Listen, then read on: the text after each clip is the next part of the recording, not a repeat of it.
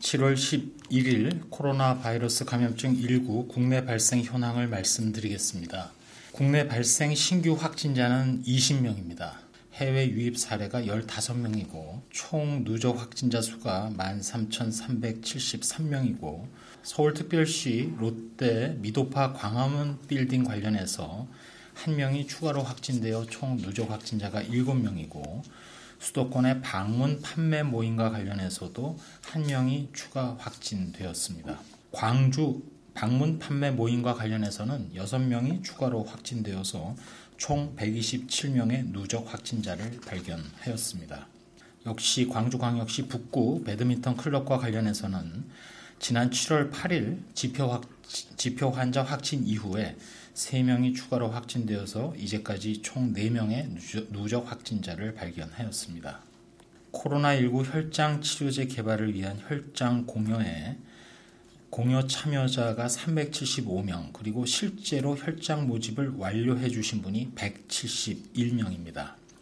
이에 따라서 임상시험에 필요한 혈장이 확보 완료되었습니다. 아마 다음 주 중에 제재 생산이 시작이 되고 이후 바로 임상시험이 이루어질 예정으로 있습니다.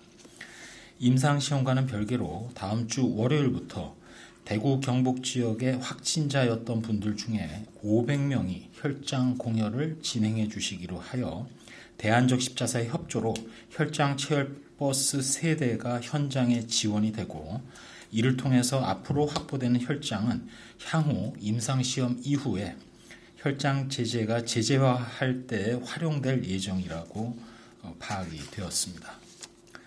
다시 한번 혈장 공유에 참여 의사를 밝혀주신 분, 또 실제로 혈장을 공유해 주신 모든 분들에게 감사드리고 앞으로도 적극적인 참여를 요청드립니다. 지난번 중앙방역대책본부에서는 방역대책 마련을 위해서 5,500여 명의 임상 역학 정보를 공유하기로 한 바 있습니다. 심의를 거쳐서 11군데의 신청 중에서 9개 기관에 대해서 우선적으로 공개가 이루어지고 이번에 공개되는 임상 역학 정보에 대한 부분은 코로나19의 임상적 특징을 분석하고 중증도의 현황 분석을 하는 연구, 동시에 코로나19 환자의 기저질환과의 연관성을 규명하거나 의료자원의 효율적 배분을 위한 정책적 제안 등 연구에 활용될 예정으로 있습니다. 다음으로는 코로나19 치료제로 현재 특례 수입된 렘데시비르의 경우 어제까지 총 42명의 중증 환자에 대해서 공급이 완료된 상황임을 말씀드립니다. 코로나19와 관련해서 몇 가지 말씀드리겠습니다.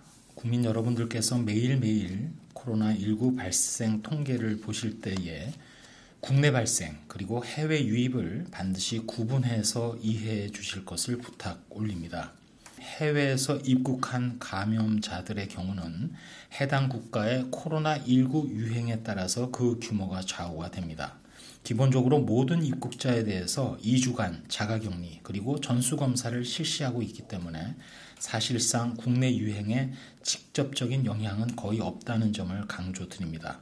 따라서 코로나19와 관련해서는 국내 발생, 오늘 같은 경우 20건이 되겠습니다만 광범위한 검사, 역학조사, 또 철저한 격리를 통해서 지역사회로 코로나19가 더 확산되지 않도록 지방자치단체와 함께 더 철저히 관리해 나가겠습니다.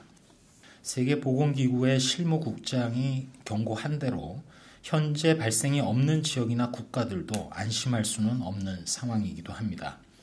언제든 3밀에 해당하는 조건이 계속이 되고 검사나 역학조사가 제 기능을 발휘하지 못하면 폭발적인 발생이 가능한 것이 현실입니다. 국민 여러분들 한 분 한 분이 코로나19가 종식되어서 이전의 일상으로 돌아가고자 하는 마음을 저희들도 충분히 이해하고 있습니다. 그렇지만 지금 이 순간에 거리두기 그리고 마스크 착용, 3밀 환경을 피하는 그 생활 자체가 현재의 우리의 일상을 안전하게 만들어주고 있고 지금의 일상을 유지해주고 있습니다. 마치 과거 인터넷이 보급되기 이전과 이후를 생각해 볼 수 있고 스마트폰이 개발되기 이전과 스마트폰 개발 이후의 일상의 변화를 같이 돌아보시면서 코로나19 이후에 새롭고 안전한 세상에 다 같이 빨리 적응하고 실천할 수 있도록 노력하는 것이 필요하다고 생각합니다. 이상입니다.